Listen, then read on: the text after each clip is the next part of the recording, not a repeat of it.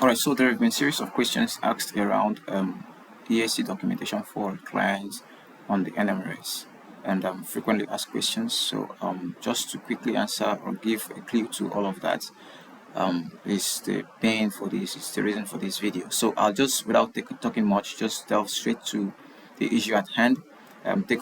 Log into our dashboard, take us to the clients in question whom would want to update the EAC sessions for. And of course, this would mean that we'll have to search for the clients and then find the client. Okay, so here we are. We have a client, choose the clients, get to the client's dashboard.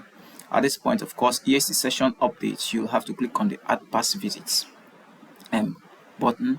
Once you do this, it gives you room to choose the date of the first EAC. Okay, so we'll be able to capture the 3 EAC sessions. This client was enrolled just about 6 days ago. So I'll just, since it's a demo, I'll just want to capture these details within this time frame and then conclude EAC session. So we just take a comprehensive look at this. So right, so for the first EAC, let's assume it was on the 2nd of this month. We choose the date and then click confirm. All right, so however, on that date there have been activities conducted on this client. There's been a contact already, a visit already, encounter already for this client. So all you simply need to do is just go click on that date in your recent activities. It loads the page, and then you click on your antiretroviral program, because of course the client is enrolled into antiretroviral program. But if that was not the case, once you add the dates, if that was the EAC session is the only encounter the client had for that day, once you just click on the dates, just like I did, and click confirm, it would open up the antiretroviral panel, the program area panel, this particular panel for you, where you choose antiretroviral program.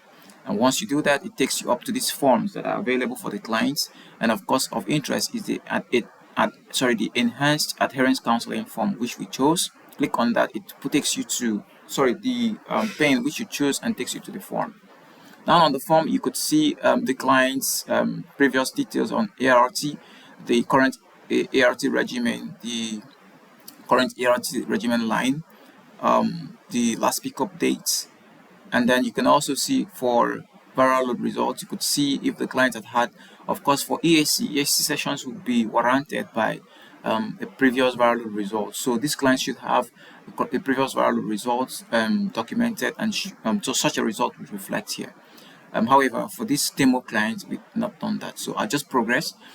Previous adherence counseling sessions, if there is any, you'd have a previous clue or a clue to the previous sessions in this panel. And then, so since this is a commencement for these clients, all you need to do is just choose the session for the clients. This, of course, is the first session, and which is a compulsory field. For the dates of the session, you would want to choose, of course, we chose second. Recall when I tried choosing second from the other dates panel, it didn't come up, so I had to click on a recent activity which was on the second, where I presume that the first EAC session that I'm trying to document took place on that same encounter. So the date is already here, second, and then we'll move over to the next session, enhanced adherence counseling. Now the question here is any missed pharmacy drug pickups for these clients, and of course this should be within the period of the EAC session. This person is just beginning or commencing EAC, so there has been no such miss drug pickup for these clients. And then the next question is adherence. It's trying to measure the percentage adherence of the clients. If it is above 95%, it says it's good, and anything less than that, you just leave it at not good or blank. So for these clients is just commencing EAC, so you can't adequately measure the adherence level, so you leave it at blank. Of course, it's just starting today, so you can't measure that. So the next session is looking at the barrier to the adherence of these clients. Barrier could range from forgetfulness, knowledge or belief issues, side effects, drug stock out, stigma, and all of that. So, and this is a multiple field session, so you can actually choose as many options as possible that are applicable to these clients. Now, intervention, with all this barrier and with all these hindrances identified for the clients, what are the intervention? Now, recall, this is just a demo documentation. These sessions may not be applicable for these new clients, right? This client is just commenced on EAC, and you're saying what are the barriers to your adherence. Okay, so this may come up during subsequent EAC sessions. However, just fill them so we just see what happens, right? So that being done, the next session looks at referrals. If there are needs for referrals, were such referrals made, and just documentations for those referrals, and then followed up with the dates of next follow up, right? So this date is perhaps a date assigned to follow up with the clients to see how much changes have been imbibed with respect to with respect to adherence to ARVs. So that being said and done, the next would be comments where necessary. The clinician may want to, the clinician may want to drop some comments that are peculiar to the clients and the EAC sessions, just for a reference purpose or for clinical purposes. And then that being said, the next is just to sign off on the form. Of course, the sign off the person would be the super user, and then the facility, of course, when we logged in, was captured by default. And then you enter the form. This is that for the EAC session, and of course the first EAC session.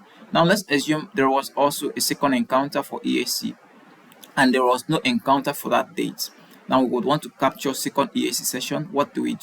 We move over back to our add past visits, and let's assume now the second EAC was on the 3rd of June. Remember, EAC sessions are always on the 3-month basis, right? So sorry, on a monthly basis rather, 30 days or thereabout. So click on antiretroviral, go back to the enhanced adherence counseling form.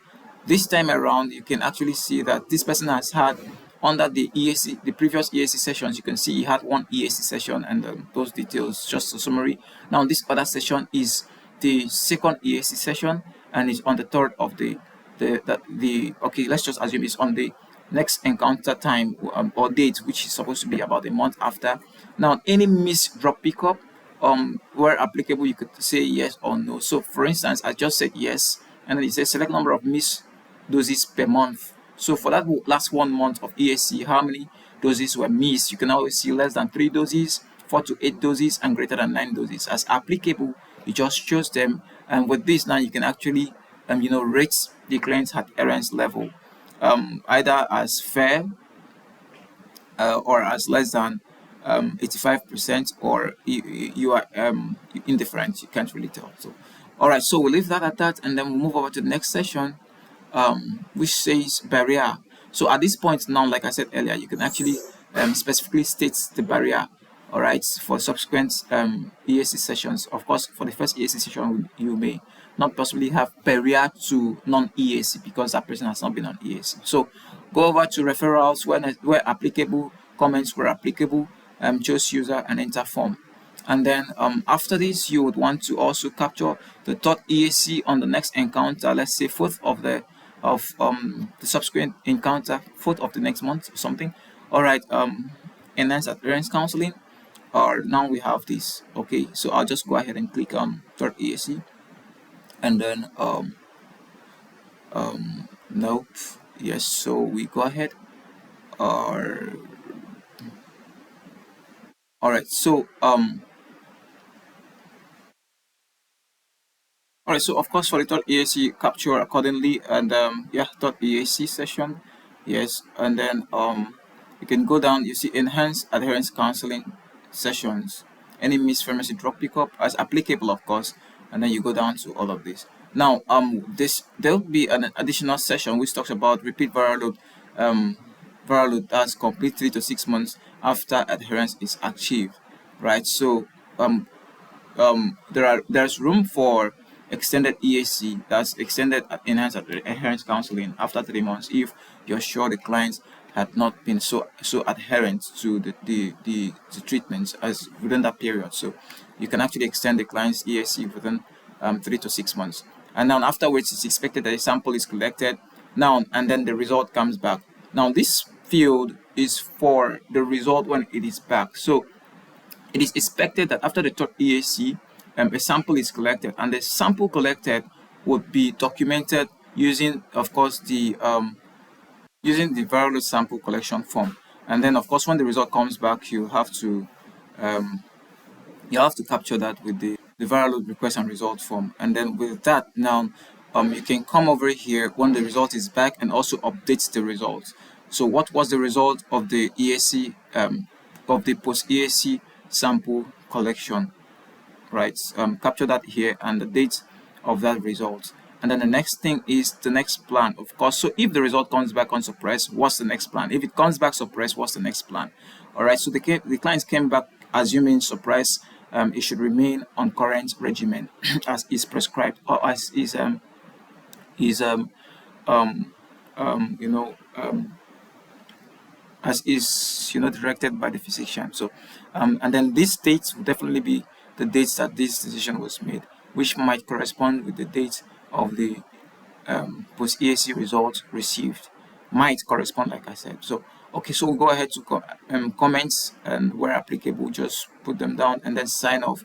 So also you could just to take us through, you would see other planned activities for such a client when the result is back. Apart from remain on current regimen, you have switch regimen, substitute regimen, refer to doctor for further management, extend adherence session, and then repeat viral load in 3 months. So when the result comes back, for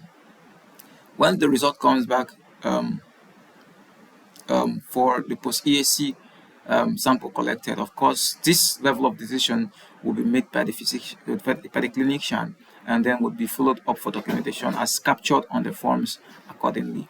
So I just hope this gives us a clue to the documentation of our EAC on the NMRS.